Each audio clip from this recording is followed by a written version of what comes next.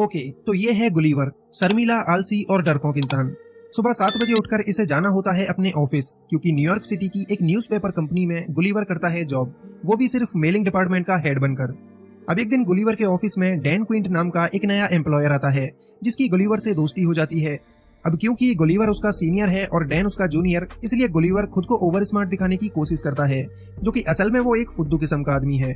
और ये है मिस डार्सी, जिसके ऊपर गुलीवर अपनी जान छिड़कता है। कई सालों से बेचारा डार्सी के साथ स्वयंवर रचाने के सपने देख रहा है, लेकिन दिल की बात जुबां तक लाने की हिम्मत कहाँ बेचारे में। अब एक दिन गुलीवर के पास डैन आता है एक नोटिस लेकर और उसे बताता है कि मेरा प्रमोशन हो चुका है, आज से मैं इस मेलिंग डिपार्टमेंट का हेड हूँ और अब से तुम मेरे जूनियर हो। ये जानने के बाद बेचारे गुलीवर को शौक लगता है, क्योंकि सालों से वो इस ऑफिस में रगड़ रहा है, लेकिन उसका तो कभी प्रमोशन नहीं हुआ और ये कल का लौंडा आते ही बाजी मार गया। गुलीवर का लटका हुआ चेहरा देख डैन उससे कहता है कि बेटा, तुम्हारे अंदर कोई कमी नहीं है, बस तुम हो एक फट्टू इंसान जो कभी अपने लिए कुछ भी नहीं बोल पाता, और इसलिए आज तक डार्सी भी तुमसे दूर है। अगर ऐसा ही रहा तो वो जाएगी किसी और के साथ और तुम करना प्यार उसके बच्चों के साथ। अब क्योंकि डैन ने गुलीवर की हिम्मत को ललकारा था, इसलिए गुलीवर को आता है गुस्सा और वो पूरी हिम्मत के साथ जा पहुंचता है डार्सी के ऑफिस में। लगता है आज तो गुलीवर अपने दिल की बात कहकर ही रहेगा, लेकिन ये क्या, गुलीवर की तो फिर से हवा निकल गई और वो दुम दबा के ऑफिस से जाने लगा। तभी डार्सी की नजर गुलीवर पर पड़ती है और वो उससे पूछती है, तुम यहाँ पर कैसे आए मोटू राम। अब बेचारा गुलीवर हड़बड़ी में एक ट्रैवलिंग फॉर्म उठा लेता है। ये देख डार्सी उससे कहती है, अरे वाह, तुम्हारा भी ट्रैवलिंग में इंटरेस्ट है, और गुलीवर को ट्रैवलिंग के ऊपर कुछ आर्टिकल लिखने को कह देती है। गुलीवर बेचारा, जो कभी न्यूयॉर्क से बाहर ही नहीं गया, वो कैसे ट्रैवलिंग पर कुछ भी लिख सकता था, पर क्योंकि डार्सी मैडम ने कहा है, इसलिए गुलीवर पीछे भी तो नहीं हट सकता था। घर पहुंचकर गुलीवर का हाल कुछ यूं होता है कि आगे कुआं पीछे खाई, हर तरफ से आफत आई। लेकिन फिर गुलीवर को आता है एक आइडिया और कंप्यूटर पे जाकर वो शुरू करता है कॉपी पेस्ट का काम। अगले दिन गुलीवर पूरे कॉन्फिडेंस के साथ डार्सी को अपने आर्टिकल्स दिखाता है, जो चुराए गए थे इंटरनेट से।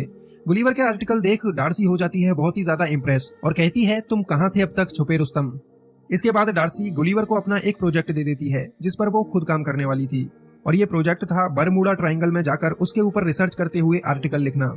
गुलीवर इसके लिए फटाक से राजी हो जाता है, क्योंकि उसके ख्यालों की मलिका उससे इम्प्रेस हुई जा रही थी। अब यहाँ से गुलीवर जा पहुंचता है बरमूडा, जहाँ एक बोट उसका इंतजार कर रही थी।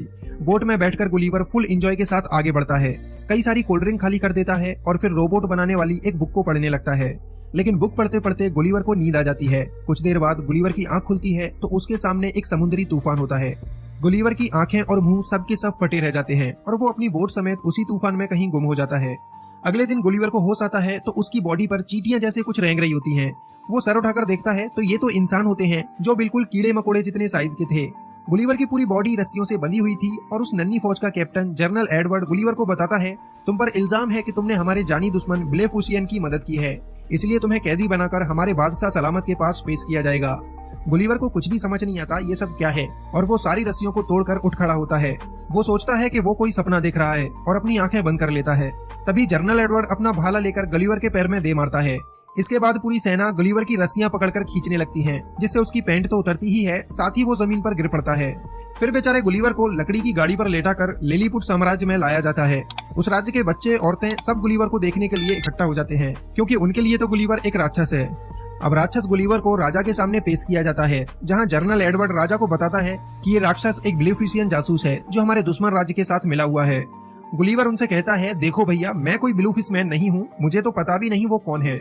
लेकिन जनरल एडवर्ड उसकी ये बात किसी के भी सामने चलने नहीं देता, क्योंकि उसे अपनी बहादुरी के कारनामे दिखाते हुए राजा की बेटी प्रिंसेस मैरी को जो पटाना था।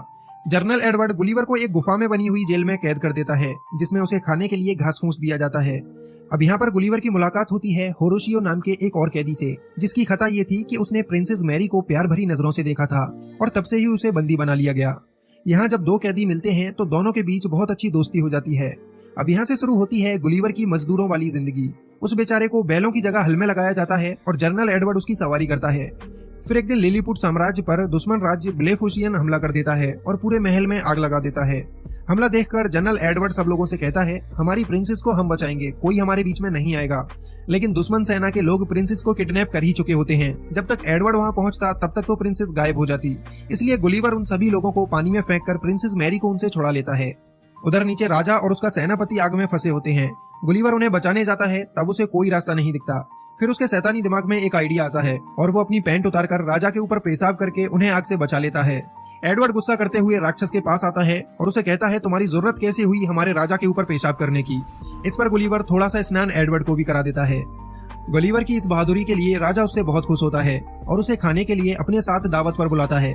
लेकिन गलिवर उनसे एक शर्त रखता है कि दावत पर वो तभी आएगा जब उसके दोस्त होरेशियो को कैद से आजाद कर दिया जाएगा।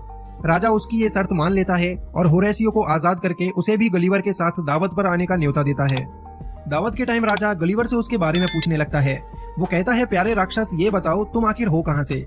इस पर गुलिवर उन्हें बताता है, मैं कोई राक्षस नहीं हूँ, मेरा नाम है गुलिवर और मैं न्यूयॉर्क सिटी से आया हूँ। यहाँ पर सभी लोग गुलिवर को न्यूयॉर्क सिटी का प्रेसिडेंट समझने लगते हैं, जिसके बाद गुलिवर भी अपनी लंबी लंबी फेंकना शुरू कर देता है। वो कहता है कि मैंने न्यूयॉर्क में सभी लोगों की जान बचाई थी और इसीलिए आज मैं वहाँ का पावरफुल प्रेसिडेंट हूँ। इसके बाद राजा उससे कहता है, फिर तो तुम्हें अपनी प्रजा की बहुत फिक्र हो रही होगी। हम जल्दी ही तुम्हारी बोट ढूंढ देंगे जिससे तुम वापस अपनी प्रजा के पास जा सको। अब गुलिवर के लिए एक आलीशान बहुत बड़ा घर तैयार कराया जाता है, जिसमें सैकड़ों मजदूर हर वक्त उसकी सेवा के लिए लगे रहते हैं ताकि बड़े आराम से गुलिवर यहाँ पर रह सके। एक दिन होरेशियो गलिवर से पूछता है कि आखिर प्रिंसेस को कैसे इम्प्रेस किया जाए, क्योंकि होरेशियो प्रिंसेस मैरी से बहुत प्यार करता था और उसके लिए जेल में कैदी बनकर भी तो रह चुका था। गलिवर जो खुद डार्सी से अपनी बात नहीं कर पाया, वो यहाँ होरेशियो को लड़की पटाने के टिप्स देने लगता है। और मजे की बात तो ये है कि प्रिंसेस भी होरेशियो से इम्प्रेस हो जाती है। मतलब कुछ भी कहो, गलिवर तो लव गुरु निकला। हाँ, ये बात अलग है कभी खुद की लव स्टोरी शुरू न कर पाया। अब रात को ही जनरल एडवर्ड गुलिवर की बोट को ढूंढ निकालता है, क्योंकि वो जल्द से जल्द गुलिवर को यहाँ से भगाना चाहता था। खबर सुनते ही गुलिवर काफी खुश होता है, क्योंकि वो अब अपने घर डार्सी के पास जा सकता था। गलिवर आकर देखता है तो उसकी बोट टूटी हुई पड़ी थी, जिसे सही होने में कम से कम 1 हफ्ते का वक्त लगेगा। तभी उन लोगों को वहाँ पर गुलिवर का फोन भी पड़ा मिलता है, जो अभी तक ऑन था। गुलिवर अपना फोन उठाता है तो उसमें 12 वॉइस मैसेज पड़े थे, जो कि डार्सी के थे। डार्सी को ये पता चल चुका था कि गलिवर ने वो सारे आर्टिकल इंटरनेट से कॉपी किए थे, इसलिए वो गलिवर से काफी ज्यादा गुस्सा थी। वॉइस मैसेजेस सुनने के बाद गलिवर की हालत खराब हो जाती है। वो अब डार्सी का सामना नहीं करना चाहता था, इसलिए लिलीपुट में रुकने का ही मन बना लेता है। गुलिवर के रुकने से पूरा साम्राज्य बहुत खुश होता है, सिवाय एडवर्ड को छोड़कर। एडवर्ड नहीं चाहता था कि गलिवर यहाँ रुके, इसलिए वो राजा के पास जाकर राजा के कान भरने लगता है।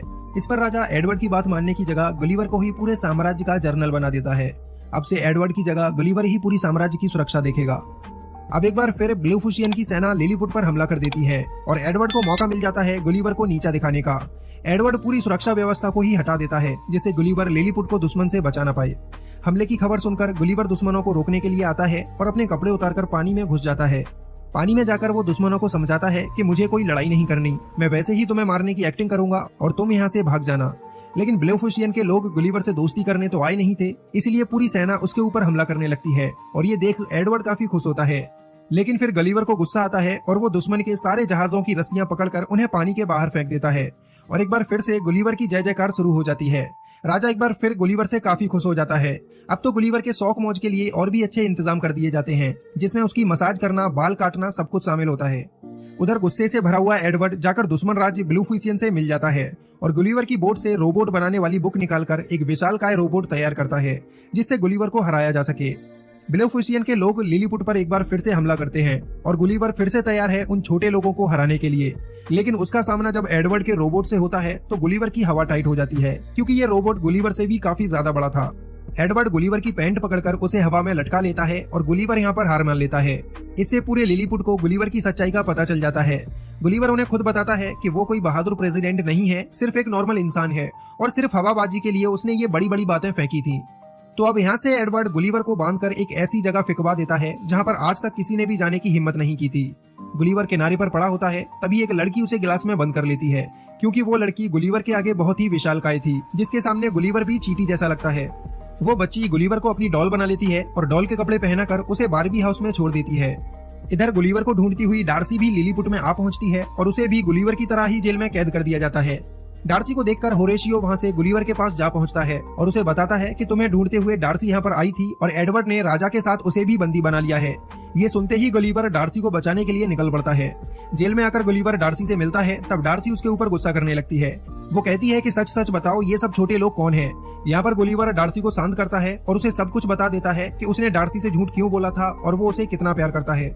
डार्सी के मिलते ही गुलिवर के अंदर जुनून आ जाता है और वो अब डिसाइड करता है कि वो एडवर्ड से लड़कर लिलीपुट को दुश्मनों से आजाद कराएगा। अगले दिन फिर से रोबोट और गुलिवर का सामना होता है। रोबोट फिर से गुलिवर को मारने लगता है, क्योंकि एडवर्ड ने उसे और भी ज्यादा एडवांस कर दिया था। रोबोट बार बार गुलिवर के करंट लगा रहा था, जिससे गुलिवर उसका कुछ नहीं बिगाड़ पा रहा था। लेकिन फिर होरेशियो के दिमाग की बत्ती जलती है और वो एक रस्सी पे लटक कर रोबोट के अंदर घुस जाता है। अंदर जाकर होरेशियो रोबोट के वायर काट देता है, जिससे अब रोबोट गलीवर के करंट नहीं लगा पाता। मौका मिलते ही गलीवर रोबोट के ऊपर हावी हो जाता है और बड़ी ही आसानी से वो मार मार कर रोबोट को खत्म कर देता है। लिलीपुट की पूरी प्रजा गलीवर के लिए जोरदार तालियां बजाती है, साथ में होरेशियो के ऊपर भी फूल फेंके जाते हैं। होरेशियो की बहादुरी के लिए राजा अपनी बेटी प्रिंसेस मैरी का हाथ होरेशियो के हाथ में दे देता है। उधर डार्सी भी गलीवर के झूठ के लिए उसे माफ कर देती है और उसका प्रपोजल एक्सेप्ट करती है। इसी हैप्पी एंडिंग के साथ ये मूवी यहीं पर खत्म हो जाती है।